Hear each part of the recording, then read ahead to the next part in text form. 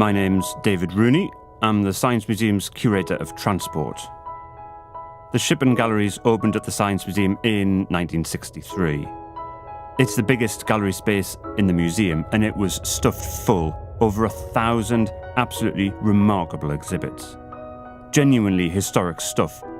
Every time I walked through, I found something I'd never seen before.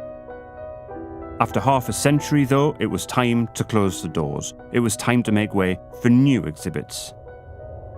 But we wanted some way to preserve the old Shippen Galleries, and I was really excited when we got the chance to have the whole display laser scanned. 2 billion precisely measured points. And so now we can make a virtual model of the galleries. We can see them in an entirely new way. It's a unique permanent record of a unique historic exhibition. It lets us fly through the gallery.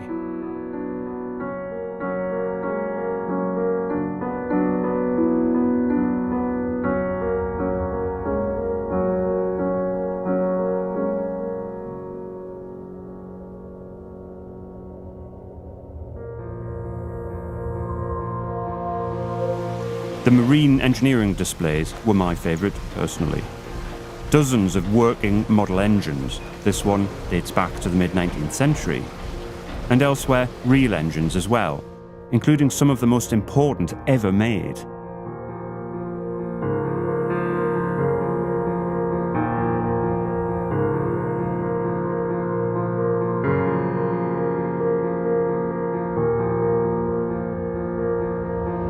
One of them's the world's first marine gas turbine. It's a Metropolitan Vickers engine, derived from a wartime jet that got fitted to a motor gunboat in 1947. But that one was just the latest in a long line of historic engines on show.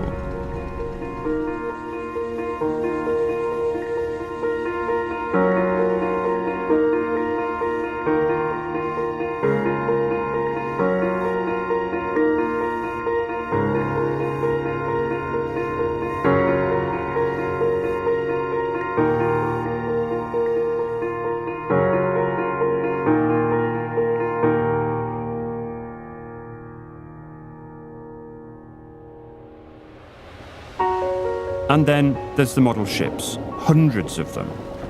We knew that there's just something very special about them. People love to see them. This was a display of modern warships, showing the advances in engineering up to the 1940s. The models are huge, and they're just incredibly detailed.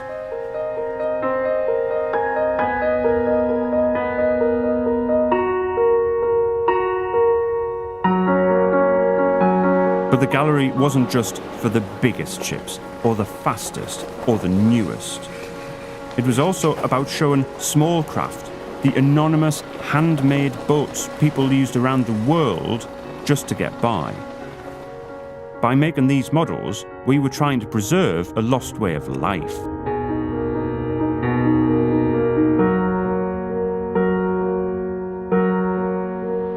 Some of our models tell heartbreaking stories.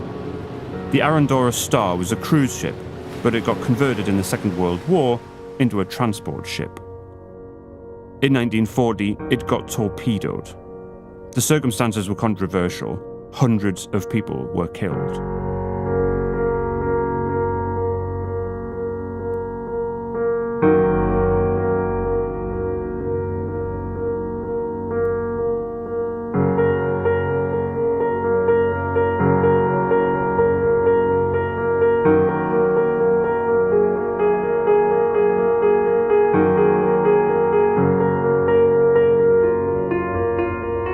One of our models is a very famous ship, Brunel's steamship, the Great Eastern.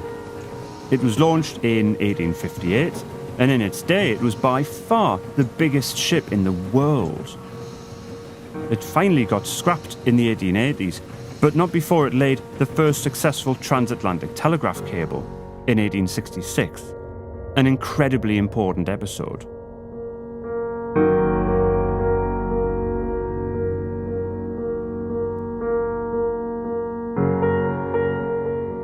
We're famous for our dioramas.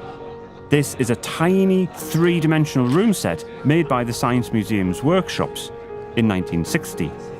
It shows Samuel Pepys and the rest of the Admiralty Board in 1677 deliberating over a model ship. So that tiny ship on the table, that's a model of a model. Amazing.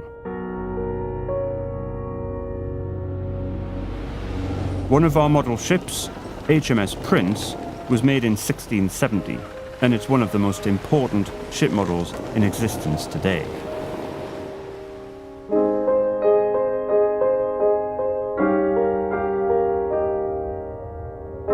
At the heart of the old shipping galleries was the figurehead from the 1824 ship HMS North Star. At its heart, this gallery was all about people.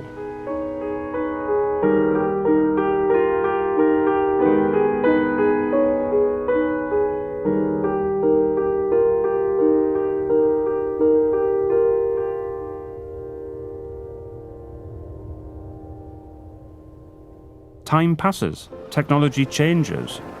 The shipping galleries showcased the old as well as the new. But things have got longer lives than we might imagine. After 50 years, it was time to close this chapter to make way for some new stories. But who'd have ever imagined, in 1963, that we could make a virtual shipping gallery out of lasers and computers?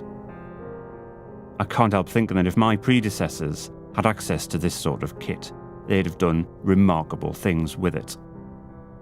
I can't wait to see how this technology develops. These guys have made a time machine.